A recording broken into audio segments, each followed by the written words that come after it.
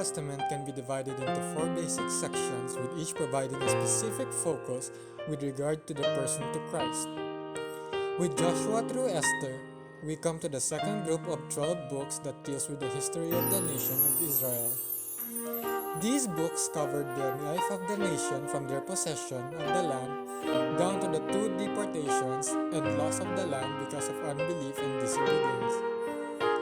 Covering about 800 years of Israel's history, these 12 books tell about the conquering and possession of Canaan, the reigns of the judges, the establishment of kings, the division of Israel into the northern and southern kingdoms, the fall of the northern kingdom to Assyria, the exile of the southern kingdom into Babylon, and the return to Jerusalem under the leadership of men like Nehemiah and Ezra. Joshua, the son of Nun, Moses' servant. Joshua's original name was Hosea, from Numbers chapter 13, verse 8, and Deuteronomy chapter 32, verse 44, which means salvation.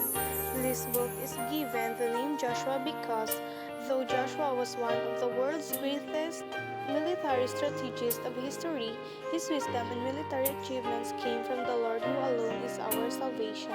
It was the Lord himself who brought about victory for Israel and vanquished Israel's enemies, giving them possession of the land. He wrote during 1400s to 1370 BC. His writings indicate possession and conquest. Ruth, an addendum to Judges. Author. As with Judges, the author is uncertain, though Jewish tradition points to Samuel. This is unlikely, however, since the author of Ruth mentions David, and Samuel died before David's coronation. Date 1000 BC. The book of Ruth gets its name from one of its main characters, a young woman of Moab, the great-grandmother of David and one who is in the genealogical line of the Savior.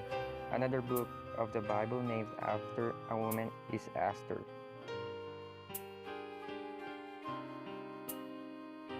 The Book of Kings include David's death and disruption of the kingdom.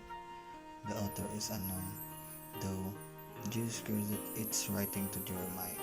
It was written about 550 BC. The release of Jehoiakim from prison is the last event recorded in 2 Kings. This took place in the 37th year of his imprisonment. First and Second Chronicles does not identify the author, but Jewish tradition has traditionally ascribed the book to Ezra. The consistency of style throughout the book indicates that though several sources were used in compiling the book, one editor shaped the final product, but particularly a source called the Book of the Kings of Judah and Israel. It was written during 450 to 425 BC. Though the books of 1 and 2 Chronicles cover the same period of Jewish history, the perspective is very different. So while the content is similar, it is not a mere repetition, but more of a spiritual editorial of the history of the people of Israel. The Kings give man's viewpoint, while the Chronicles give God's perspective. Though the book of Ezra does not name its author, Jewish tradition ascribes it to Ezra along with Chronicles and Nehemiah. Modern scholarship often agrees that Ezra is the author and that he wrote these using various documents. Ezra wrote between 457 BC and 444 BC. In the ancient Hebrew Bible, Ezra and Nehemiah were treated as one book and called the Book of Ezra. Modern Hebrew Bibles designate the twofold agreement of Ezra and Nehemiah as in our English versions. Further, Josephus also considers the books of Ezra and Nehemiah as one, but not all agree.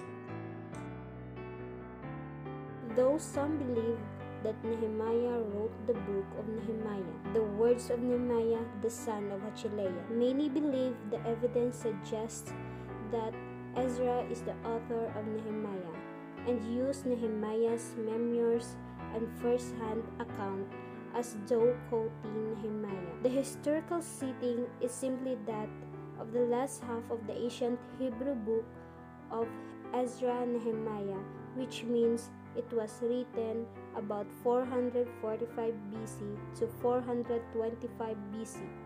The book of Nehemiah continues the history of the Jews who returned from exile. Nehemiah gave his position as cupbearer to Artaxerxes, the Persian king, to become governor of Jerusalem and lead the people in repairing the city walls.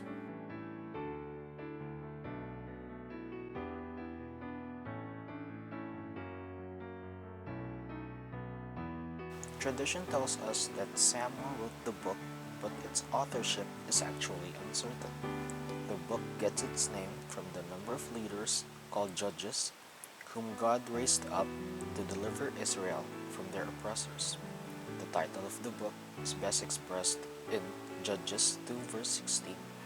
Then the Lord raised up judges who delivered them from the hands of those who plundered them. Samuel. Precisely who wrote 1 and 2 Samuel is not certain. The Jewish Talmudic tradition says that it was written by Samuel. It was written during 930 BC and later. Originally, the books of 1 and 2 Samuel were placed together as one book, the Hebrew Bible. These two books gave the history of the monarchs of Israel in the early period of the monarchy. Fundamentally, 1 Samuel is about King Saul and 2 Samuel is about King David. Both 1 and 2 Samuel get their names from the prophet Samuel, whom God used in the transition from using judges to the establishment of the monarchy.